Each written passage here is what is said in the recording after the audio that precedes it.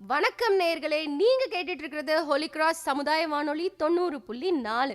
நம்ம வாழ்நாள்ல நம்ம கூட ஒன்றி போன நிறைய விஷயங்கள் இருக்கு. அது மாதிரி அறிவியல் அப்படிங்கிற ஒரு விஷயமும் நம்ம வாழ்நாள்ல நம்ம கூட ஒன்றி போயிடுச்சுன்னே சொல்லலாம். ஆனா நமக்கு அந்த அறிவியல் நுணுக்கங்கள்லாம் தெரியுமா அப்படின்னா கண்டிப்பா தெரியாதுங்க. அதை தெரிஞ்சுக்கிறதுக்கு தான் இந்த புதிய நிகழ்ச்சி, அது அறிவியல் பலகை அப்படிங்கிற பேர்ல நமக்காக இணைந்து வழங்குறவங்க மத்திய அரசின் விஞ்ஞான் பிரசார் அறிவியல் பலகை, தமிழ்நாடு அறிவியல் தொழில்நுட்ப மையம் ஆகியவற்றோட சேர்ந்து உங்களுக்காக இந்த நிகழ்ச்சியை தொகுத்து வழங்குறது ஹோலி கிராஸ் சமுதாய வானொலி 90.4. கேளுங்க கேளுங்க கேட்டுக்கிட்டே இருங்க. இது ஹோலி கிராஸ் சமுதாய வானொலி 90.4, தென் தமிழகத்தின் முதல் சமுதாய வானொலி. வாங்க நேயர்களே, நிகழ்ச்சிக்கு போலாம்.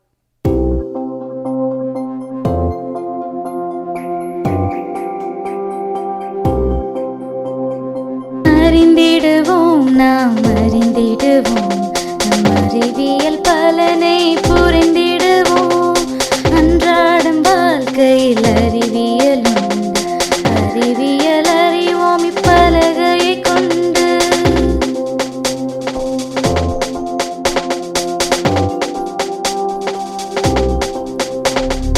முயற்சி திருவினையாக்கும், அறிவியல் அறிவுகள் தாக்கம்.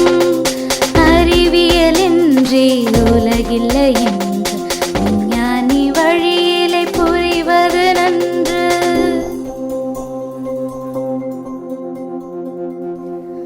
அறிவியல் பலகை. நேயர்களே, இந்த நிகழ்ச்சியை மத்திய அரசின் விஞ்ஞான் பிரசார் அறிவியல் பலகை, தமிழ்நாடு அறிவியல் தொழில்நுட்ப மையம் ஆகியவற்றோடு இணைந்து வழங்குவது ஹோலி கிராஸ் சமுதாய வானொலி 90.4. Hi, hello and welcome. நீங்கள் கேட்டுக்கிட்டு இருக்கிறது நம்ம ஹோலி கிராஸ் சமுதாய வானொலி 90.4. நான் உங்கள் நந்தினி. இன்னைக்கு நம்ம என்ன பார்க்க போகிறோம் அப்படின்னா, அவசரமான இந்த இயந்திர உலகத்தில் அரை மணி நேரம் இந்த உரையை கேட்குற உங்களுக்கு வணக்கம். நவீன தொழில்நுட்பத்தின் முன்னேற்றத்தின் நன்மைகள் மற்றும் தீமைகளை பற்றி பார்ப்போம். ஃபஸ்ட்டு பின்னடைவு அப்படின்றத பார்க்கலாம். ஒரு பகுதியில் முன்னேற்றம்னு ஒன்று இருந்தால் அதோட பின்னடைவு அப்படின்னு கண்டிப்பாக ஒன்று இருக்கும். தொழில் பின்னடைவு, இதில் முன்னாடி என்ன சொல்லலாம் அப்படின்னா வேலையின்மை. ஒரு பகுதியில் முன்னேற்றம் அப்படின்னு ஒன்று இருந்தால் கண்டிப்பாக அதோட பின்னடைவு அப்படின்னு ஒன்று இருக்கும். நம்ம நவீன காலகட்டத்தில் தொழில் பின்னடைவு அதிகமாயிருச்சு, வேலையின்மை அதுவும் அதிகமாயிடுச்சு. ஏன்னா எல்லாம் ஆன்லைனில் போயிட்டுருக்குல்ல. அப்புறம் படிப்பு அப்படின்றது என்னாச்சுன்னா, இன்னைக்கு தலை குனிஞ்சு படித்தா நாளைக்கு தலை நிமிர்ந்து வாழலாம் அப்படின்னு நிறைய பேர் சொல்லி கேள்விப்பட்டிருக்கோம். ஆனால் இன்னைக்கு யோசிச்சு பாருங்கள், எத்தனை பேர் தலை குனிஞ்சு புக்கை படிக்கிறோம் அப்படின்னு. அதனால நம்மளோட மெமரி பவர் ரொம்ப கம்மியாயிடுச்சு. கொஞ்சம் யோசிச்சு பாருங்கள், எத்தனை பேரோட ஃபோன் நம்பர் இன்னைக்கு உங்களுக்கு ஞாபகம் இருக்குன்னு. உங்களோட ஃபோன் நம்பர் இல்லை, வேறு யாராவது ஒருத்தவங்க ஃபோன் நம்பர் எது ஞாபகம் இருக்குது அப்படின்னு பாருங்கள். அதாங்க நம்ம 2K கிட்ஸு.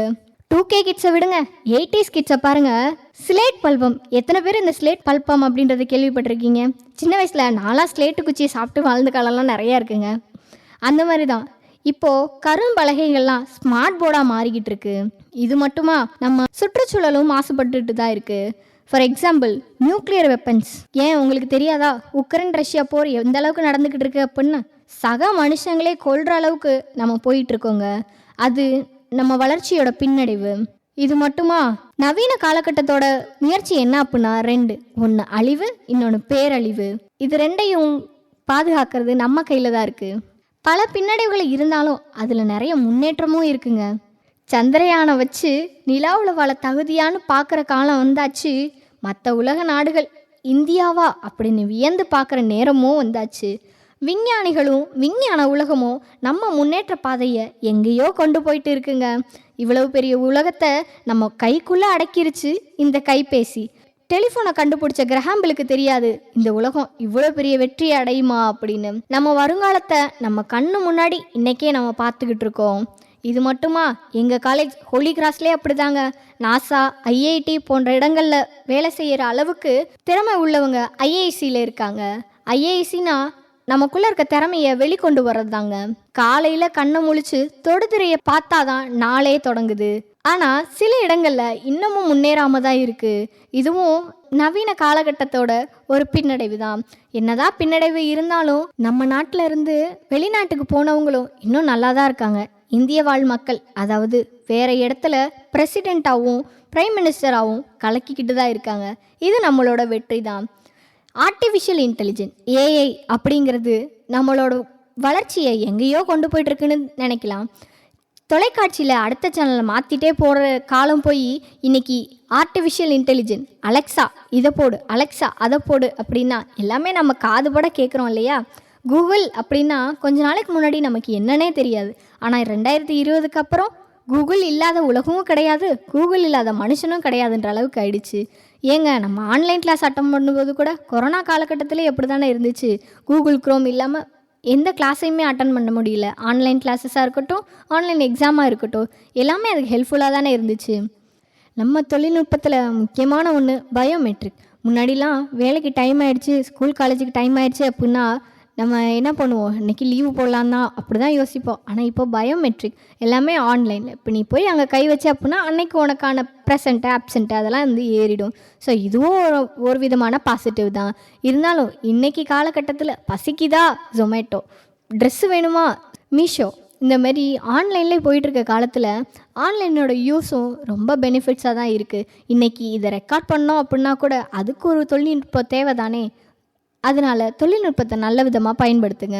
புலனம் இல்லாது பொழுது விடியாது. ஃபேஸ்புக் இல்லாமல் ஃபேஸ் வாஷ் நடக்காது. இன்ஸ்டா இல்லாமல் இன்ஸ்டன்ட் காஃபி கிடையாது அப்படின்னு நம்ம உலகம் எங்கேயோ போயிட்டுருக்குங்க. இதில் நிறைய நன்மைகளும் தீமைகளும் இருக்குங்க.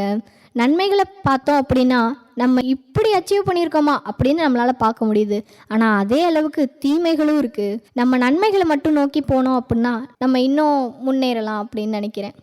என்ன நேர்களே, இன்னைக்கு நம்ம நவீன தொழில்நுட்பத்தோட முன்னேற்றத்தை பற்றி தெரிஞ்சுக்கிட்டோம் இல்லையா? இதே மாதிரி இன்னொரு நிகழ்ச்சியில் சந்திக்கிற வரைக்கும் உங்களிடமிருந்து விடைபெறுவது நான் உங்கள் நந்தினி. நன்றி, வணக்கம். அனைவருக்கும் வணக்கம். நீண்ட நாட்களாகவே இந்த அறிவியல் பலகை நிகழ்வின் மூலமாக நிறைய காரியங்கள், அறிவியல் சார்ந்த உண்மைகள், அறிவியல் விதிகள், அறிவியல் கொள்கைகள், கோட்பாடுகள், அன்றாட நம்முடைய வாழ்க்கையில் அறிவியல் எப்படியெல்லாம் பயன்படுகிறது என்று சொல்லி நிறைய காரியங்களை நாம் கதைகள் மூலமாக, கேள்விகள் மூலமாக, பாடல் மூலமாக நாம் பார்த்து கொண்டே வருகிறோம். அந்த வகையில் இந்த வாரம் நம்முடைய அறிவியல் பலகை நிகழ்வு எதை சார்ந்து இருக்கும் அப்படின்னு நீங்கள் நினைக்கிறீங்க? என்ன நேர்களே, இந்தியாவே பரபரப்பாக இருக்கிற ஒரு நிகழ்ச்சியை பற்றி தான் நேர்களே இந்த அறிவியல் பலகை நிகழ்ச்சியில் பேச போகிறோம். அப்படியா? என்ன புது படம் ஏதாவது ரிலீஸ் ஆகிருக்குதா? அப்படிலாம் ஒன்றும் இல்லை. நிலான்னு சொல்லிட்டு இருக்காங்களே, அதை பற்றி ஏதாவது உங்களுக்கு தெரியுமா? இப்போ நான் கரெக்டாக சொல்கிறேன் பாருங்க. சந்திரயான் 3 அதை பற்றி தானே இன்னைக்கு நிகழ்வு இருக்க போகுது. ஆமாம், நெருங்கி வந்துட்டீங்க. அதே தான். நம்ம இந்தியா மட்டும் கிடையாது, உலக அளவில் எல்லா மக்களாலும் சந்திரயான் 3 நிலவில் ஏவப்பட்டதை குறித்து தொடர்ந்து அப்படியே கண்பட்டு போகும் அளவுக்கு அதை பற்றியே தான் பேசிக்கிட்டே இருக்கிறாங்க. என்ன காரணம் அப்படின்னு உங்களுக்கு தெரியுமா கிட்டாமா? எனக்கு அதை பற்றி கொஞ்சம் தெரியலையே. கொஞ்சம் தெரியும். கொஞ்சம் விளக்கமாக நீங்களே சொல்லுங்களேன், அது என்னன்னு பார்க்கலாம். சொல்கிறேன் கேளுங்க. நிலவு நம்முடைய பூமியினுடைய துணைக்கோள். இதுவரைக்கும் நிலவுக்கு துணைக்கோள்கள் அமைச்சிருக்காங்களா? அதாவது செயற்கைக்கோள்கள்னு சொல்லப்படுகிற இந்த சேட்டலைட்ஸ், இந்த இது மூலமாக ஏதாவது போயிருக்குதா அப்படின்னு கேட்டிங்க. நிறைய நாடுகள் இதை பயன்படுத்தி ட்ரை பண்ணி நிறைய செயற்கைக்கோள்களை அனுப்பிச்சிருக்கிறாங்க. ஆனால் நிலவினுடைய தென் துருவத்திற்கு முதல்ல செயற்கைக்கோளை நிறுவன நாடு இந்தியா அப்படின்ற பெருமையை நம்முடைய இந்தியர்கள் நமக்கு வாங்கி கொடுத்துருக்குறாங்க. அந்த திட்ட இயக்குனர், அதனுக்கு கீழே உழைத்த அத்துணை அறிவியலாளர்கள், விஞ்ஞானிகள் எல்லாருக்கும் நம்முடைய வாழ்த்துக்களை இந்த நேரத்தில் நாம் தெரிவிச்சுக்கலாம். தொடர்ந்து நாம் சந்திரயான் 3 பற்றி பேச போகிறோம். உங்களுக்கு என்னெல்லாம் தெரியலையோ அந்த கேள்விகளை என்கிட்ட கேளுங்க. எனக்கு என்ன கேள்விகள்லாம் இருக்குதோ அதெல்லாம் நான் உங்கள்கிட்ட கேட்குறேன். தொடர்ந்து நாம் இதற்கான பதில்களை கலந்து ஆலோசிப்போம். சரி நேர்களே, வாங்க நிகழ்ச்சிக்குள்ளே போகலாம். சரி கீதாமா, இந்த சந்திரயான் 3ன்னு சொல்கிறாங்களே, அந்த சந்திரயான் 3 அதனுடைய விண்வெளி ஆராய்ச்சி மையம், அதாவது இந்த இஸ்ரோ இருக்குது இல்லைங்களா, அதனுடைய 3வது பயணம் அப்படின்னு சொல்கிறாங்க. இதை நிலவினுடைய மேற்பரப்பில் நம்ம தரை இறங்கணும் அப்படின்னா அதுக்கு எதெல்லாம் பயன்படுத்தியிருக்காங்க? எப்படிப்பட்ட ஒரு தரை இயக்கம் நடந்திருக்குது? அதற்கு பயன்படுத்தியது என்னன்னு பார்த்தீங்கன்னா லேண்டர் விக்ரம். அதாவது விக்ரம் சாராபாய் நினைவாக அந்த லேடருக்கு விக்ரம் அப்படின்னு பெயர் சூட்டியிருக்கிறாங்க. ரோவரினுடைய பேர் பிரக்யான், அதாவது ஞானம் அப்படின்னு பேர் வச்சிருக்கிறாங்க. நிலவினுடைய மேற்பரப்பில் அதாவது சாஃப்ட் லேண்டிங், மென்மையான தரையிறக்கம் வேணும். ஏன்னா நம்ம சந்திரயான் 2ல் கடைசி வரைக்கும் எல்லா சுற்றுப்பாதையும் முடிச்சாச்சு. ஆல்மோஸ்ட் நம்ம நிலவில் போய் இறங்க வேண்டிய அந்த நேரத்தில் நம்முடைய லேண்டரில் நம்முடைய சிக்னல் கட் ஆனதுனால தான் நமக்கும் சந்திரயான் 2க்கு இருந்த தொடர்பு துண்டிக்கப்பட்டது. இதுக்கு என்ன காரணம் அப்படின்னு பார்த்தீங்கன்னா, நம்முடைய சந்திரயான் 2 ஒரு சாஃப்ட் லேண்டிங் இல்லாதனால, சுத்தமாக நம்மக்கிட்ட இருந்து சிக்னல்ஸ் கட் ஆனதுனால அதனுடைய பயன்பாடு செயலிழப்பாக மாறுனுச்சு. அந்த மாதிரி இந்த முறை இருக்கக்கூடாதுன்னு சொல்லி சாஃப்ட் லேண்டிங் எப்படியாவது சேஃபாக போய் சந்திரயான் 3 நிலவில் இறங்கிடணும் அப்படிங்கிறது தான் இந்த சந்திரயான் 3னுடைய ரொம்ப ரொம்ப முக்கியமான நோக்கம். சரி கீதாம்மா, நான் உங்ககிட்ட ஒன்று கேட்குறேன். சரி மேம், இப்போ நீங்கள் சொன்னதை வச்சு லேண்டருக்கும் இந்த ரோவருக்கும் உள்ள இது வித்தியாசம் என்னென்னங்கிறதெல்லாம் கேட்டு தெரிஞ்சுக்கிட்டோம். அதோட பேர், விளக்கம் எல்லாமே தெரிஞ்சுக்கிட்டோம். அடுத்து இந்த சந்திரயான் 3 எந்த மையத்திலிருந்து ஏவப்பட்டது அப்படிங்கிறத பற்றி கொஞ்சம் சொல்கிறீங்களா விளக்கமா? இது தெரியாதா? நம்ம சந்திரயான் 3 ஸ்ரீஹரிகோட்டாவில் உள்ள சதீஷ் தவான் விண்வெளி மையத்திலிருந்து தான் ஏவப்பட்டுச்சு. மேம், அடுத்த ஒரு கேள்வி உங்கள்கிட்ட நான் கேட்குறேன். இந்த சந்திரயான் 3 ஏவுகணை வந்து பயன்படுத்தப்பட்ட ஏவுகணை என்னன்னு கொஞ்சம் விளக்கமாக சொல்லுங்கள் மேம். சொல்லலாமே. ஜிஎஸ்எல்வி, அதாவது Jio synchronise satellite launch vehicle, அது மூலமாக தான் நம்முடைய சந்திரயான் 3 விண்ணில் ஏவப்பட்டது. சரி மேம், அடுத்த கேள்வி ஒன்று உங்களை கேட்குறேன். கேளுங்க. லேண்டர் ரோவரின் பணி, அதுக்கான பணி எத்தனை நாள் மேம்? எத்தனை நாள் நிலவில் இருக்குன்னு கேட்குறீங்களா, இல்லை நிலவில் இருக்கிற நாள் நம்முடைய பூமியில் எத்தனை நாள் கணக்குன்னு கேட்குறீங்களா? ரெண்டுமே சொல்லுங்கள் மேம். உங்களுக்கு புரியும்படி சொல்கிறேன், கேளுங்களேன் கீதாமா. லேண்டர் மற்றும் ரோவர் இது ரெண்டினுடைய பணி வாழ்க்கை சந்திரனில் ஒரு நாள் தான், ஒரே ஒரு நாள். அந்த சந்திரனினுடைய ஒரு நாள் நம்ம பூமியினுடைய 14 நாட்களுக்கு சமமாக. சரி மேம், இந்த சந்திரயான் 3 வந்து நிலவில் எந்த இடத்துல தரையிறங்கியிருக்கு அப்படிங்கிறத பற்றி கொஞ்சம் சொல்கிறீங்களா? சொல்லலாம். நம்முடைய இந்தியாவை பெருமைமிக்க ஒரு நாடாக மாற்றியது சந்திரயான் 3 தான். ஏன்னா இந்த சந்திரயான் 3க்கான செலவு பார்த்தீங்க அப்படின்னா வெறும் 615 கோடி ரூபாய். சில படங்கள் எடுப்பதற்கு கூட அதிகமான அளவு பணங்கள் செலவிடப்பட்ட போதும் மிக குறைவான பண செலவில் ஒரு உண்மையான சந்திரயான் 3யவே அவர்கள் தயாரித்து அதை நிலவுக்கு, அதுவும் ரொம்ப சக்ஸஸ்ஃபுல்லாக அதை கொடுத்துட்டாங்க. அப்படிங்கிறது தான் சந்திரயான் 3னுடைய ஒரு உச்சபட்சமான வெற்றியாக இன்றைக்கு வரைக்கும் அது கொண்டாடப்பட்டு கொண்டிருக்கிறது. நிலவினுடைய தென் துருவ பகுதி அப்படின்னு சொல்லக்கூடிய அந்த பகுதியில் தான் நம்முடைய சந்திரயான் 3 போயிட்டு சாஃப்ட் லேண்டிங் ஆகியிருக்கு. மேம், இப்போ வந்து நம்ம நிலா வெளியில் பார்க்குறதுக்கு வட்டமாக இருக்குன்னு சொன்னாங்க. பெண்கள்லாம் கூட நிலா வந்து வட்டமாக இருக்கிறத வச்சு பெண்களை வர்ணிக்கிறாங்க. ஆனால் நிலா வந்து உண்மையிலே வட்டமாக இருக்குமா இல்லை எப்படி இருக்கும் மேம்? அதை பற்றி கொஞ்சம் விளக்கமாக சொல்லுங்கள். சொல்கிறேன் கீதாமா. நிறைய கவிஞர்கள் ஆகட்டும், ஒரு காதலன் தன் காதலியை வர்ணிப்பதாகட்டும், எல்லாருமே அந்த நிலவினுடைய அந்த வர்ணனைகளை ஒப்பிட்டு தான் இப்படி இருப்பாங்க, நிலவை போல பெண் அப்படின்லாம் நிறைய சொல்லி கேள்விப்பட்டிருப்போம். ஏன்னா அந்த பௌர்ணமி நாளில் சந்திரனை பார்த்தோம் அப்படின்னா ஒரு சரியாக ஒரு முழு வட்டமாக தோன்றும். ஆனால் உண்மையில் சந்திரன் ஒரு வட்ட வடிவமான கிடையாது. அது ஒரு செயற்கைக்கோளை போல ஒரு தட்டையான உருவ அமைப்பு இருக்கும். சந்திரனை பார்க்கும் பொழுது நம்ம ஒரு பகுதியை மட்டும்தான் பார்க்க முடிகிறது. நாம் பார்க்குற அந்த ஒரு பகுதியை மட்டுமே வைத்துக்கொண்டு சந்திரன் வட்ட வடிவமாகத்தான் இருக்கும், வெண்மையாகத்தான் இருக்கும், அதுக்குள்ளே மேடு பள்ளங்கள் பாறைகள்லாம் கிடையாது அப்படின்னு நம்ம தூரத்திலிருந்து அதை கணிக்கிறதுனால இப்படியெல்லாம் நம்ம சொல்லிகிட்ருக்கோம். ஆனால் உண்மையில் நிலாவினுடைய வடிவ பகுதி பார்த்திங்க அப்படின்னா ஒரு தட்டையான வடிவமைப்பு தான் அது பெற்றிருக்கிறது. நிலவினுடைய மொத்த உருவத்தில் 59% மட்டும்தான் நம்மளால் பார்க்க முடியும். இப்போ பூமியிலிருந்து பார்க்கும்போது நிலாவினுடைய 41% பரப்பு நம்முடைய கண்களுக்கே தெரியாதான்.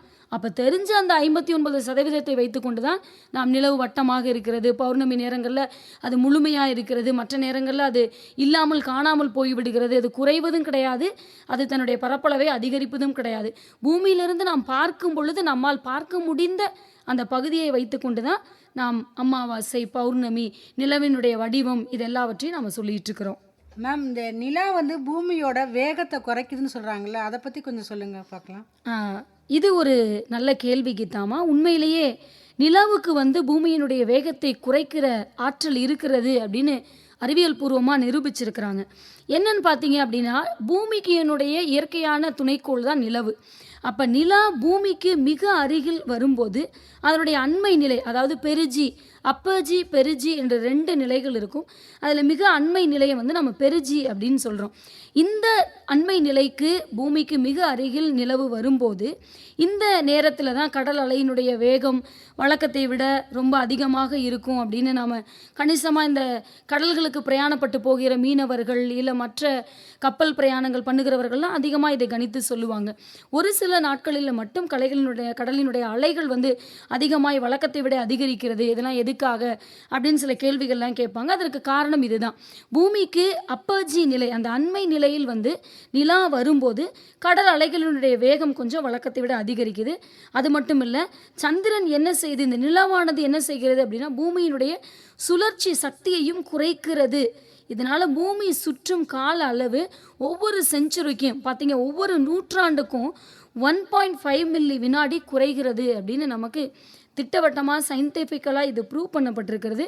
அதனால் பூமியினுடைய வேகத்தை நிலா குறைக்கும் அப்படின்னு தான் பதில் இருக்கிறது. மேம், இப்போ சந்திராயன் 1, 2, 3 இதெல்லாம் என்னென்ன விளைவுகளை ஏற்படுத்துது, இதில் என்னென்ன கண்டுபிடிக்கிறாங்க, இதில் அதை பற்றி கொஞ்சம் சொல்லுங்கள். சந்திரயான் 1 வந்து 2008 வந்து நிலாவினுடைய மேற்பரப்பில் அனுப்பப்பட்டதாகவும் அது ஒரு சக்ஸஸ்ஃபுல்லாக லேண்ட் ஆகிட்டு நிலாவினுடைய மேற்பரப்பில் தண்ணீருக்கான மூலக்கூறுகள் இருக்கிறது அப்படிங்கிறத முதல்ல உறுதிப்படுத்தினது நம்முடைய சந்திரயான் 1 தான். அதனை தொடர்ந்து தான் இந்த சந்திரயான் 2 வந்து விண்ணில் ஏவப்பட்டது. அது மிக வெற்றிகரமாக தன்னுடைய பாதைகள் எல்லாம், சுற்றுவட்ட பாதைகள் எல்லாம் முடித்து கடைசி படிநிலை, அது இறங்க போகிற நிலைமையில தான், அதுவும் இதே தென்துருவத்துக்கு தான் அனுப்பப்பட்டது. அதனுடைய நிலை கொஞ்சம் தடுமாறியதினால நமக்கு சிக்னல் கட்டாகி அது முற்றிலுமாக தன்னுடைய செயல்பாடுகளை இழந்து போனது. ஸோ அதில் இருந்த எல்லா காரியங்களையும் நாம் சரி செய்து ரெக்டிஃபை பண்ணி மறுபடியுமாக சந்திரயான் 3 அதனை நாம் விண்ணில் ஏவி இருக்கிறோம். இது எதனை உறுதிப்படுத்துவதற்காக அப்படின்னா, நிலாவில் தண்ணீர்களுக்கான மூலக்கூறுகள், அதாவது மினரல்ஸ் மற்றும் நீரினுடைய மூலக்கூறுகள், நீர் சார்ந்த ஏதாவது காரியங்கள் நமக்கு கிடைக்குமா, உயிர்கள் வாழ்வதற்கு ஏற்ற கால சூழ்நிலைகள் நீரை பொறுத்து தான் அமைகிறது. நீர் தான் எல்லா உயிர்களினுடைய மூல ஆதாரம். அப்போ ஒரு உயிர் அங்கே போய் இருக்கணும், வசிக்கணும் அப்படின்னா நமக்கு நீரினுடைய மூலக்கூறுகள் மிக மிக முக்கியம். நீரை உறுதிப்படுத்துவதற்காக தான் நிலவினுடைய தென் துருவத்தில் சந்திரயான் 3 விண்ணில் வெற்றிகரமாக ஏவப்பட்டு இன்றைக்கு அதனுடைய செயல்களை செய்து கொண்டிருக்கிறது. சரி கீதாமா, இன்றைக்கு இருக்கிற பரபரப்பான இந்த உலகத்தில் மிகவும் பரபரப்பான ஒரு உலகமாக இருக்கிறதுனால இப்போ அருகில் உள்ள மனிதர்களையே பார்க்கறதுக்கு அவங்க நேரம் இல்லை.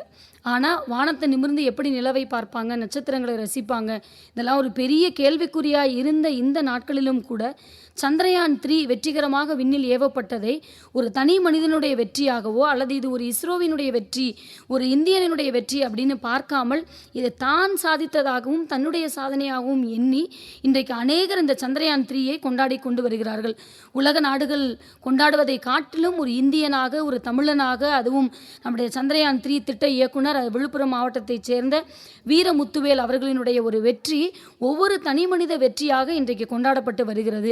இந்த சந்திரயான் 3னால இன்றைக்கு அநேக நிலவை குறித்து அநேக ஆராய்ச்சிகளும் நிறைய கேள்விகள் எழுந்த வண்ணமாகவே இருக்கிறது. நிலவு எப்படி இருக்கும், நிலவில் என்ன இருக்கிறது, நிலவு பார்ப்பதற்கு எப்படி இருக்கும், வசிப்பதற்கு ஏற்ற இடமா, நிலவுக்கு நாமும் போக முடியுமா, அங்கே சென்ற சந்திரயான் 3 என்ன செய்து கொண்டிருக்கிறது, மற்ற நாடுகளினுடைய செயற்கைக்கோள்கள் எல்லாம் என்ன செய்கிறது, எந்த வட்டப்பாதையில் வருகிறது, இப்படி நிறைய கேள்விகள் எழுந்த வண்ணமே இருக்கிறது. இதற்கெல்லாம் காரணம் சந்திரயான் 3 தான். கடந்த ஒரு வார காலமாக நிலவை பற்றியும் நிலவினுடைய தாக்குதல்களும் இங்கு நிறைய தமிழர்களையும் இந்தியர்களையும் அதிகமாக பாதித்து கொண்டே ஒரு உழுப்பை ஏற்படுத்தி இருக்கிறது. தொடர்ந்து நாம் பயணிப்போம். இந்த அறிவியல் பலகை தகவலின் மூலமாக நிறைய காரியங்களை நாம் தொடர்ந்து நாம் பிரயாணிப்போம். இன்னும் நிறைய காரியங்களை பேசுவோம். நன்றி, வணக்கம். ஹாய் காய்ஸ், வெல்கம் அண்ட் வணக்கம். நீங்கள் கேட்டுக்கொண்டிருப்பது ஹோலி கிராஸ் சமுதாய வானொலி 90.4. அதாங்க இன்றைக்கி என்ன நம்ம பார்க்க போகிறோன்னா, ஒரு பூச்சியோட வீடு. அது வீடுன்னு சொல்லலாம், பங்களான்னு சொல்லலாம், அரண்மனைன்னு சொல்லலாம். இந்தியாவில் எவ்வளோ பூச்சி இருக்குது. அந்த ஒரே ஒரு பூச்சியை பற்றி பார்க்க போகிறோம். அந்த பூச்சி என்னென்னா சிலந்தி. அதாங்க நம்மளுக்கு எல்லாருக்கும் பிடிக்கும், குழந்தைங்களுக்கும் பிடிக்கும், பெரியவங்களுக்கும் பிடிக்கும், எல்லாத்துக்குமே பிடிக்கும். ஸ்பைடர்மேன் உங்களுக்கு தெரியும்ல, எவ்வளோ மூவி இருக்குது ஸ்பைடர்மேன்லேயே. அதாங்க சிலந்தியோட வீடு, அரண்மனை. சிலந்திக்கு அது வீடாக இருக்கும், அரண்மனையாக இருக்கும், பங்களாவாக இருக்கும், நிறையாவே இருக்குங்க. சரி, அந்த சிலந்தி எப்படி தான் அந்த வீட்டை கட்டுதுன்னு தெரிஞ்சுக்கலாமா இன்னைக்கு? அதாங்க சிலந்தியோட உடம்புல ஒரு பொருள் இருக்கான். அதுவும் யார் கொடுத்தாங்கன்னா கடவுள் கொடுத்த வரங்க சிலந்திக்கு. அதான் சூப்பராக அந்த வீடெல்லாம் கட்டுதான். அதையும் யார் கண்டுபிடிச்சாங்கன்னா இங்கிலாந்தில் இருக்க ஒரு சயின்டிஸ்ட். அது எதை வச்சு கண்டுபிடிச்சாங்கன்னா லேசர் வைப்ரேஷன் மீட்டரை வச்சு அந்த இங்கிலாந்தில் இருக்க சயின்டிஸ்ட் வந்து கண்டுபிடிச்சிருக்காங்கப்பா. இன்னும் நிறைய பேர் அவங்க கண்டுபிடிச்சிருக்காங்க. இங்கிலாந்தில் அந்த சிலந்தியோட வீடு அது எப்படி கட்டுதுன்னு அதை வச்சு தான் அங்கே இங்கிலாந்தில் இருக்க பல பில்டிங்கு, வீடு நிறையா பேர் கட்டியிருக்காங்கப்பா. இதை வச்சு என்ன நம்மளுக்கு யூஸ்ஃபுல் நீங்கள் தெரிஞ்சுக்கிட்டிங்கன்னா, டிஃப்ரெண்ட்லி ஏபிள்டு பீப்புள் மைனூட்டாக அவங்களுக்கு ஸ்பீக்கர்லாம் வைக்கலாம் அவங்க காதில். அவங்க மவுத்தில் அவங்களால பேச முடியாதுல, அதுக்கான நிறைய சின்ன சின்ன கருவிலாம் கூட கண்டுபிடிச்சிருக்காங்கப்பா. சிலந்தி எதுக்குப்பா அந்த வீடை கட்டுதுன்னா, பாதுகாப்புக்காக தான்ப்பா அந்த வீடை கட்டுது. ஏதாவது ஒன்று அதுக்கு ஆபத்து வருதுன்னா, அந்த சிலந்தியில் ஏற்படுற அதிர்வை வச்சு அது வந்து தன்னை பாதுகாத்துக்குதுப்பா. அதுக்காக தான் அந்த வீடு அது வந்து சிலந்தி கட்டுதுப்பா. அதாவது வீடுன்னு சொல்லலாம், கூடுன்னு சொல்லலாம், என்ன வேணாலும் சொல்லலாம்ப்பா. இந்த தகவல் உங்களுக்கு இன்னைக்கு பிடிச்சிருக்கும்னு நான் நினைக்கிறேன். மீண்டும் மற்றொரு நிகழ்ச்சியில் உங்களை சந்திக்கும் வரை விடைபெறுகிறேன். நான் உங்கள் பூமா. நேயர்களே, நம்ம நிகழ்ச்சிகள் எல்லாத்தையும் கேட்டு ரசிச்சதோட மட்டும் இல்லாம நிறைய விஷயங்களை தெரிஞ்சுக்கிட்டு இருப்பீங்கன்னு நம்புறேன். இதே மாதிரி பல புதிய தகவல்களோட உங்களை மறுபடியும் வந்து சந்திக்கிறேன். நன்றி, வணக்கம்.